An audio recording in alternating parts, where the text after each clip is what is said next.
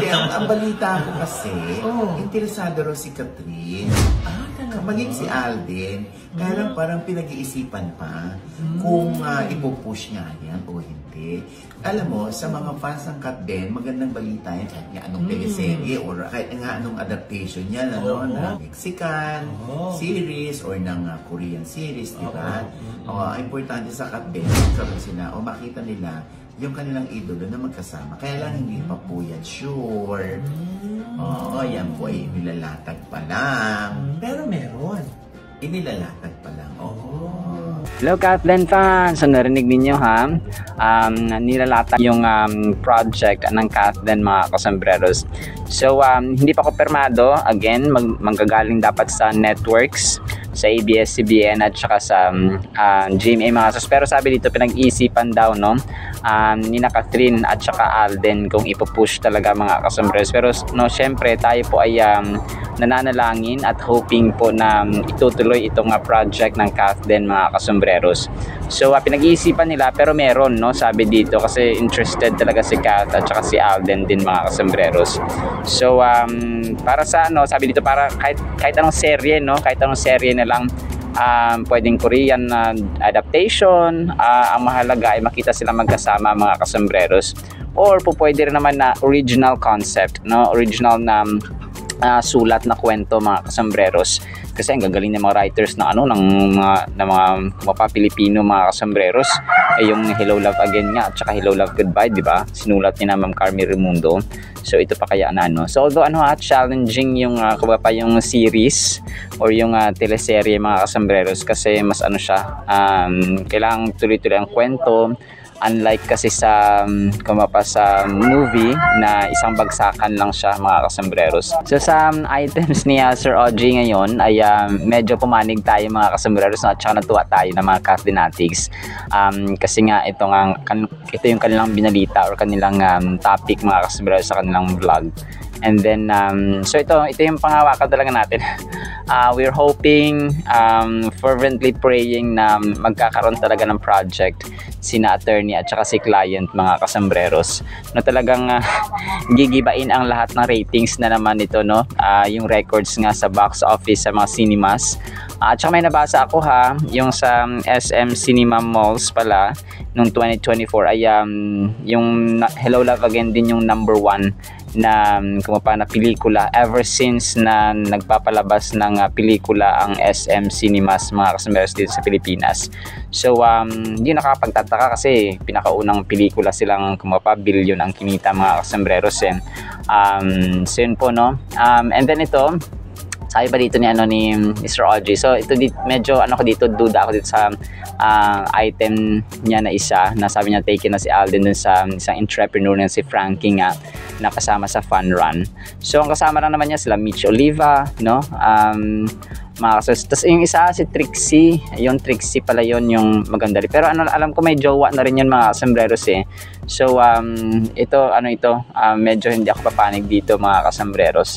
So pero natutuwa tayo kasi sila rin ay may idea na nilalatag na yung project para sa Kathleen mga kasombreros.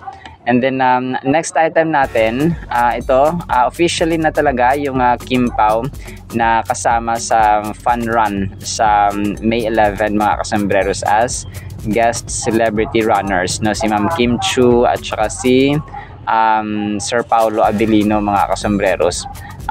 Kasi syempre grabe todo suporta nagpa-block screening si Pops Alden and ganun talaga yung closeness nila noon pa man mga kasombreros. So yung collaboration na ginagawa ni Sir Alden sa mga artista no, sa pelikula dito sa ABS-CBN at saka sa GMA na kung saan ay wala ng barrier, ay parang nagbigay daan para sa mas malawak at saka mas close na relationships mga kasombreros na mga artista ng GMA at saka ABS-CBN. So wala na pa siyang kontrata sa GMA. Tapos nasa Viva na siya, 'di ba? Nag-sign siya ng contract. So parang malaya na siya na makipag-collab sa GMA, sa ABS-CBN kasi yun ang parang yung kontrata kasi ng Viva, hindi siya exclusive sa isang network lang. Kung kaya ang galing ng ang galing ng idea ni Sir Alden, mga kasambreros, na bumalik or pumirma ng kontrata sa Viva. Viva Group of Companies, mga kasambreros. Kasi sa tape, di ba, sa Itbulaga, so yun sila, mga kasambreros, kung kaya malapit sa kanya ang mga bosses ng Viva, mga kasambreros. And then ito, IG story ni Pops Alden, yung kanyang stolen na shot na habang siya po ay nagbabike, mga kasambreros, sakay ng kanyang mamahaling Colnago na bisikleta. So naka-white siya dito, mga kasambreros, no? Tapos syempre hindi. Sige, abangan nyo na lang mamaya yung aking isa pang item, or sa next vlog, mga kasambreros. Alright, so naman po sa ating Kathleen items, sana po ay pangyan po natin ang Word of God. At para po sa ating Word of God, sobrang ganda po nito, mga kasambreros. Ang title natin, Ipinakita ni Lord. Acts 2:28. You, speaking to God, have made known to me the ways of life. You will make me full of joy in your presence. Sa Tagalog po, mga gawa, ipinakita mo sa akin ang mga landas ng buhay. Pupunuin mo ako ng kagalakan sa pamamagitan ng anyo ng iyong mukha. So, this was Apostle Peter speaking or addressing, mga kasambreros, sa crowd, no, sa mga tao, sa mga manampalataya sa araw ng Pentecost. So referencing po ito or tumutukoy sa profound, no, na katotohanan about God's revelation sa kanyang mga tao. And sa senaryong ito ay sinabi niya yung ni Apostol Pedro, actually, yung 16:11, no, Psalm 16:11, which is sa Old Testament, mga kasambreros.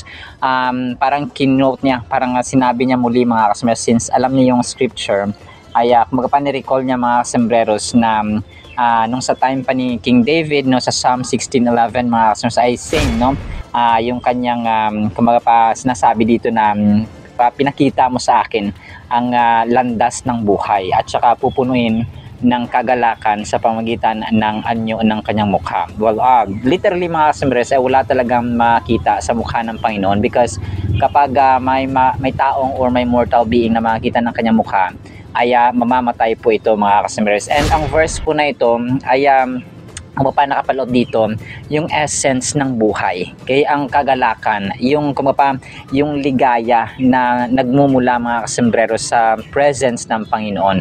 And following His ways, no, yung pagsunod, mga kasambreros, sa kanyang mga salita or ng kanyang mga ways, mga kasambreros. When we examine this verse, we understand that God is not just a distant figure, but a loving presence that guides and brings joy to our lives. So hindi siya malayong tao.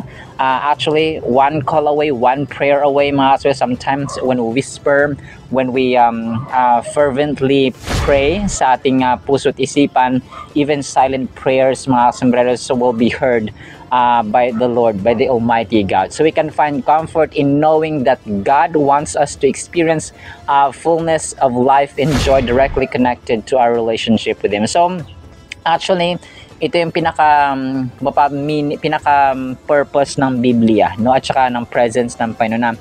We have to be satisfied, and we should be satisfied sa presence ng Panginoon. Kasi kapag satisfied ka, kunwari, no, sa mag-asawa, kapag satisfied ka or kontento ka sa asawa mo, hindi ka na maghahanap ng iba.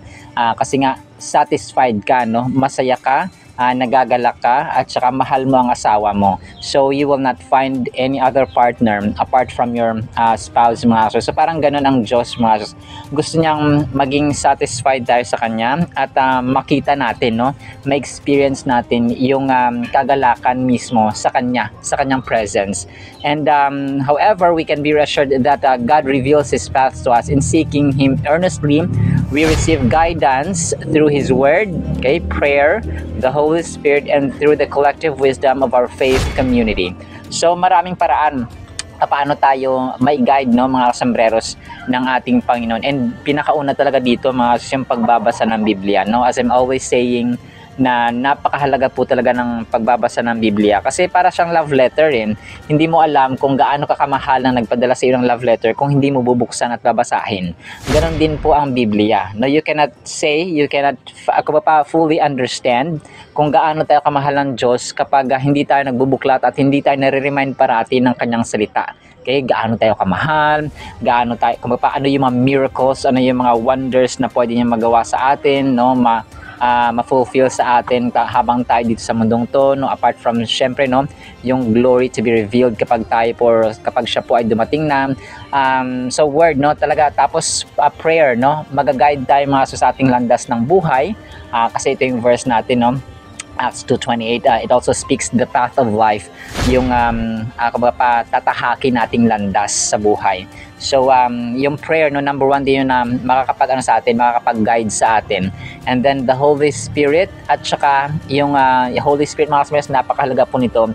Sometimes yung ating conscience, magsispeak siya sa ating mga konsensya, at saka sa ating puso at isipan, whispering, no, sometimes a small still voice, yung whisper, mga sombreros, ay hindi natin alam ng Holy Spirit na pala yun. And then yung collective wisdom of our faith community. So yung community of believers, mga kasos, for example, we have a group of Christian friends, no, yung mga kaibigan natin sa simbahan, mga kapatiran natin. So yun yung mga ways ng Panginoon na tayo po ay makaka-learn at saka mag-guide niya, mga kasombreros. So as we reflect on the lessons from this verse, we are reminded of its everyday applications. Araw-araw po talaga actually, mga kasombreros, kasi ipinakita ni Lord, no, yung yung kanyang pag-ibig, yung kanyang guide, yung kanyang wisdom, yung kanyang miraculous ways, yung kanyang greatness, yung kanyang wonders, yung kagalakan na pupunuin tayo, mga kasombrero, sa pamamagitan ng kanyang mukha, which yung kanyang mukha, mga kasombrero, sa ating level dito sa mundo may represent our friends, no, gaya na kanina, yung salita niya, ang prayer, yung ating mga Christian friends, mga kasombrero, yung mga brethren natin sa simbahan. Yun yung mga small representations, literal at saka physical representations ng atin pong mukha ng ating Diyos, mga kasamaris, na kasi hindi lang pwede na ipakita nyo sa yung literal mukha kasi mamamatay nga, mga kasamaris, yung mga makakita ng mukha ng ating Panginoon. So finding ways to share our experiences and encourage one another enables us to thrive collectively in faith.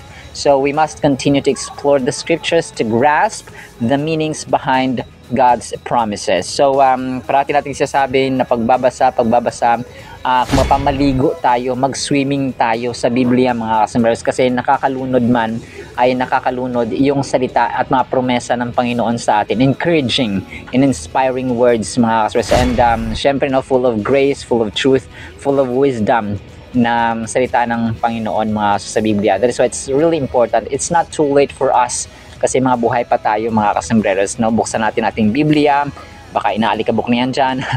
So kidding aside, yun po siya, mga kasambreros. Alright, so now po in the meantime, nawa po ipagpalaan po tayo ng pag-ibig, pananampalataya at pag-asa in the mighty, holy, sweet, magnificent, our Lord Jesus Christ. And everyone said, Amen and Amen. See you sa next segment po, mga kasambreros, and paalam po. I love you.